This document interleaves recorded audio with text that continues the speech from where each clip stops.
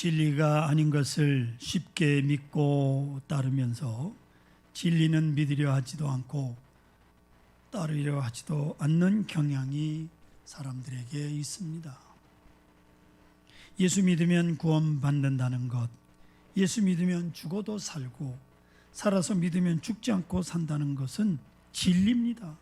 그리고 엄청난 복이 아닐 수가 없습니다.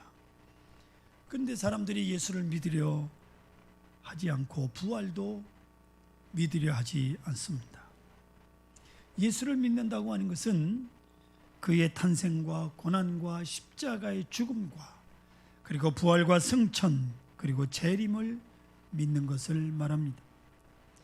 동정녀 탄생을 믿지만 부활을 믿지 못한다든지, 죽음은 믿지만 부활을 안 믿는다든지, 탄생은 믿지만 재림을 안 믿는다든지 하는 것은 예수 믿는 게 아닙니다.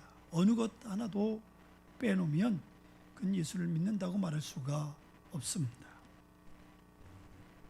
전쟁이라고 하는 것이 사람을 가장 비참하게 하고 힘들게 하는 건데, 전쟁 중에 있는 최전선의 병사에게 종군 기자가 찾아가서 물었습니다. 지금 당신의 소원이 무엇입니까? 초췌한 얼굴의 병사가 이렇게 대답을 합니다. Give me tomorrow. 나에게 내일을 주십시오. 그렇습니다. 내일이 있다고 믿는 것과 없다고 생각하는 것은 엄청난 차이가 있습니다. 여러분, 세상에서 가장 무서운 사람은 어떤 사람이냐? 나만 죽으면 그만이다 라고 하는 사람이에요. 이거 아주 맹랑한 겁니다. 나만 죽으면 끝이다. 이 사람 무서운 사람이에요. 이보다 더 무서운 사람이 누군지 아십니까? 나를 괴롭히는 저 사람을 죽이면 그만이다 하는 사람입니다. 이게 더 무서운 사람이에요. 죽여서 해결하려고 하는, 죽여서 해결이 됩니까? 원수를 낳는 법입니다. 성도 여러분, 여러분들 잘 아시는 대로 인류의 역사에 수없는 독재자들이 났다가 죽었습니다. 지금도 이 지구촌 여기저기에 전쟁보다 훨씬 더 무서운 독재자들의 폭력이 아직도 있다는 사실. 그런데 이 독재자들의 공통점이 하나가 있는데, 그것은 바로 내 적을 숙청함으로 문제를 해결하려고 하는 겁니다. 누구든지 나를 반대하는 자는 모조리 숙청해버리면 된다, 그렇게 생각하는 사람이 제일 무서운 사람이에요. 성도 여러분, 누구라도, 땅에 어떤 사람이라도 잘 믿거나 못 믿거나 간에 부활신앙이 없는 철학, 부활신앙이 없는 도덕, 부활신앙이 없는 윤리, 그리고 종교, 선과 의와 사랑, 이 모든 게 다 아무것도 아니에요. 부활이 없으면 아무것도 아닙니다. 부활신앙이 없고 내세가 없다면 그 많은 의로움과 고난, 아무런 의미가 없는 거예요. 그 뼈아픈 인내와 수고가 무슨 의미가 있다는 것입니까? 부활을 못 믿으면서 그 희생에 무슨 가치를 부여할 것입니까? 그런 거로 임마누엘 칸트는 말하기를 부득불 내세에 대한 신앙을 가질 수밖에 없다. 그렇지 않고는 모든 가치관이 무너지고 마니까요. 내세, 신앙, 이게 부활신앙이요. 생명의 문제는요, 참으로 신비한 겁니다. 교회에서 여러분, 우리 믿음의 식구들이 이제 돌아가시면 장례식을 치릅니다. 또 임종하는 분들을 많이 봅니다. 그러면서도 여전히 죽음이 뭔지를 모르겠는 겁니다. 내가 죽어보지 않았으니까요. 내가 죽을 때까지는 죽음의 문제 알 수가 없습니다. 그런가 하면 더더욱 사후의 문제, 항상 신비롭게 우리에게 남아있는 문제가 될 수밖에 없습니다. 부활사건과 부활신앙은요, 같지 않습니다. 부활사건이라고 하는 역사적 사건이 주께서 이루시고 십자가에 돌아가시고 부활하신 엄연한 사건이 여기에 있습니다.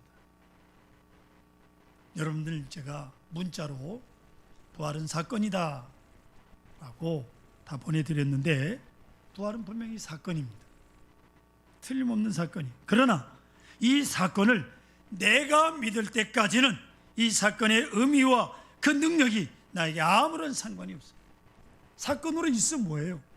그 사건을 믿어야, 그래야 부활이 내 것이 되는. 아시는 대로 예수님 부활하신 다음에도 부활하신 예수님을 만나보고도 제자들은 물고기 잡으러 갔어요. 비겁한 자들이 됐다 그 말입니다. 오순절 성령 강림함으로써 비로소 부활신앙을 제자들이 가지게 될 때 거침없이 복음을 전하는 담대함, 그리고 순교까지도 마다하지 않는 위대한 부활신앙의 증인들이 됐습니다. 이게 믿는다는 게 내가 그냥 믿습니다라고 믿어지는 게 아니라 성령의 강력한 역사가 있어져야 됩니다.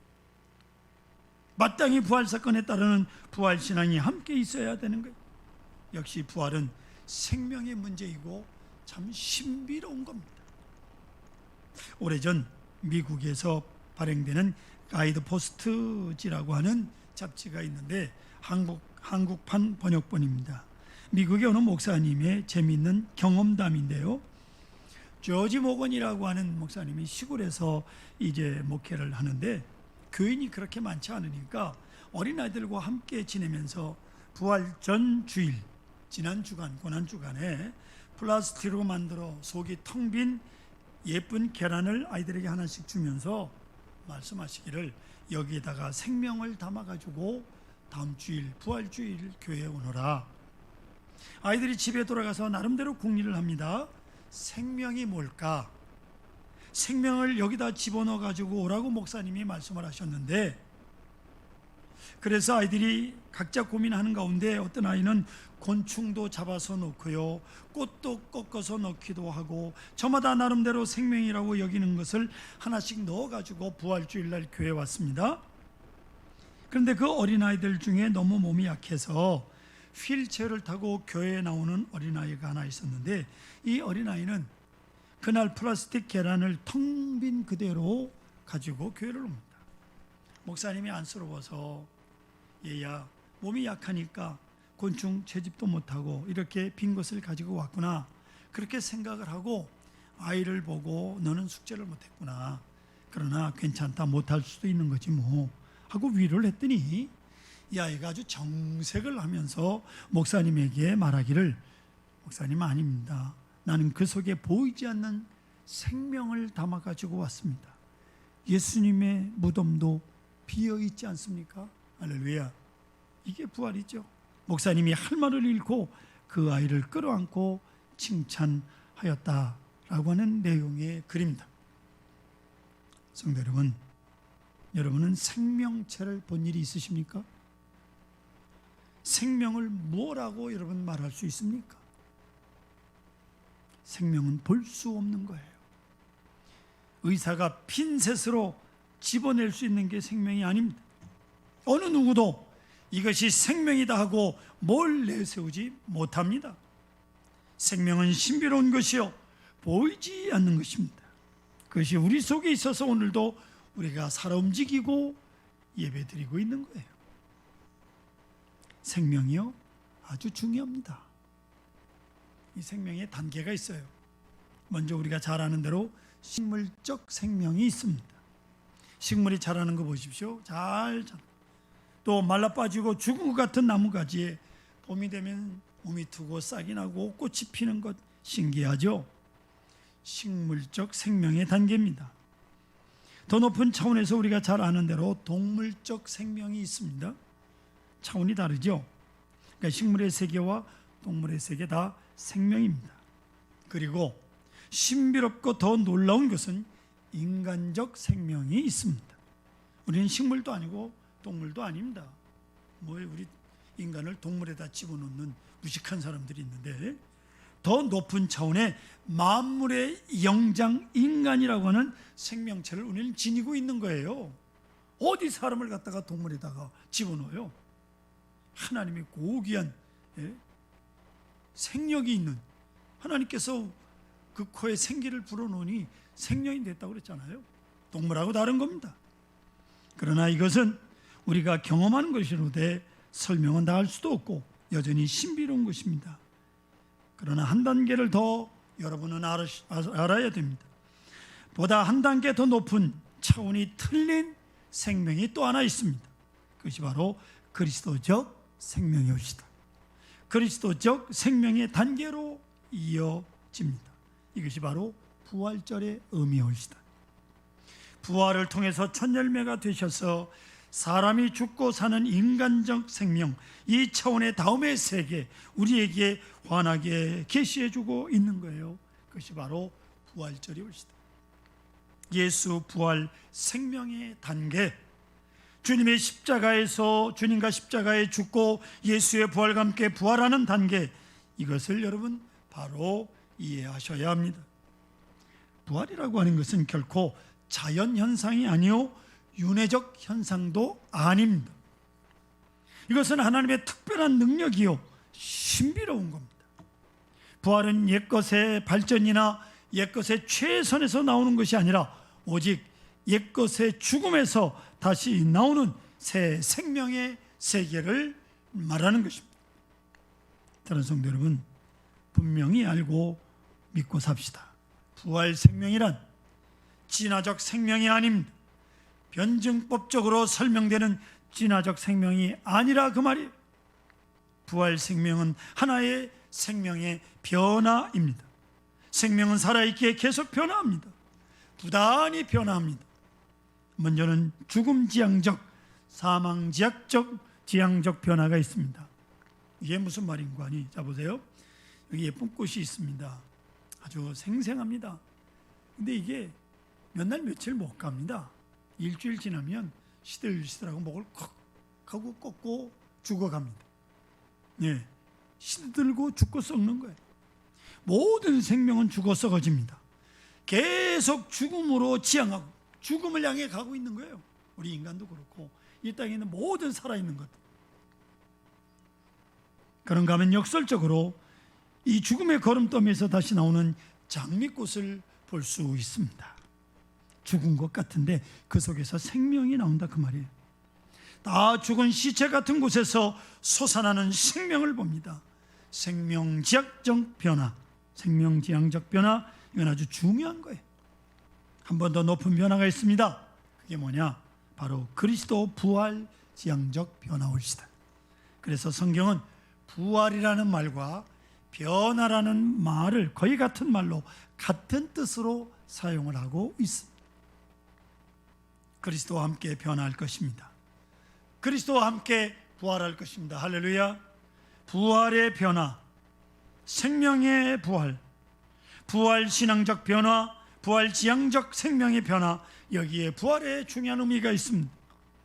더 중요한 문제가 있는데, 부활이란 부활되어지는 것이 아니고 부활시키는 겁니다. 자연현상이 아니라 그 말이에요. 하나님의 능력이 나타나서 부활케 하는 역사가 있다고 하는 것입니다. 이걸 알아야 돼. 이제 베드로의 증언에서 우리는 들을 수 있습니다. 베드로가 오순절 성령 강림 후에 아주 담대하게 설교를 합니다. 사도행전 2장 32절에 베드로가 이렇게 설교합니다. 예수를 하나님이 살리신지라 우리가 다 이래 증인이로다. 무서워서 다 도망갔던 제자인데요. 예수님 부활한 때도 고기 잡으러 갔던 제자들인데 부활절, 오순절 성령의 역사 이후 이렇게 담대해졌어요. 이 예수를 하나님이 살리셨다는 거예요. 윤회가 아닙니다. 자연현상이 도도가 아닙니다. 진한 것도 아닙니다. 오직 하나님께서 살리셨다 그 말이에요. 이거 잊지 마십시오. 중요한 사실이. 나아가서 사도행전 2장 36절에 보시면 그런즉 이스라엘 온 집은 확실히 알지니, 여러분 확실히 알아야 됩니다. 너희가 십자가에 못 박은 이 예수를 하나님이 주와 그리스도가 되게 하셨느니라 말씀하고 있습니다. 너희가 십자가에 못 박은 이 예수를 하나님이 주와 그리스도가 되게 하셨느니라. 이게 오늘 우리를 향해서 들려주신 하나님의 음성이옵시다. 바로 부활은 하나님이 주도권을 가지고 행하신 일이라 그 말. 또한 사도행전 3장 13절에 보시면 우리 조상의 하나님이 그의 종 예수를 영화롭게 하셨느니라. 하나님께서 살리시고 주가 되게 하시고 영화롭게 하셨다. 하나님 그의 창조적 역사, 그것이 바로 부활 생명의 근본입니다. 자, 오늘 본문 10절을 보세요. 뭐라고 말씀합니까? 내가 그리스도와 그 부활의 권능과 그 고난의 참여함을 알고자 하여 라고 말씀하죠. 사도 바울이 여기 아주 진실하게 말씀합니다. 그 부활의 권능과 그 고난의 참여함을 알고자 하여, 즉 고난과 부활의 의미를 연계해서 설명하고 있습니다. 고난 없는 부활이 없는 거예요. 죽음 아닌 부활이 없다 그 말이. 십자가의 의로운 고난은 결국 죽음이요, 거기서 부활로 이어지는 거예요. 자연적 현상이 자원적인 희생에서 이어지는 겁니다. 사망의 권세를 넘어서는 아가페적인 뜨거운 사랑이 있고, 그리고 부활의 역사가 이루어지는 것입니다. 특별히 사도 바울의 서신서를 자세히 보게 되면 사도 바울이 강조하는 게 있어요. 그 강조하는 게 뭐냐? 하나님의 의의 문제입니다. 하나님의 의의 문제. 그는 우리 죄를 위해 죽으셨습니다. 그렇다면 주님의 부활은 무엇을 의미하는 걸까요? 우리를 의롭다 하시는 것을 의미하는 겁니다. 우리가 죄 때문에 죽을 수밖에 없는 거예요. 우리가 다 죄인이에요. 이 죄인을 하나님께서 아들 삼으시기 위해, 자녀 삼으시기 위해서는 의로우신 예수님을 십자가에 죽게 하시고, 그를 믿는 자마다 이제 하나님의 자녀가 되는, 그래서 그리스도의 죽음과 부활이 바로 하나님의 의를 이루는 거예요.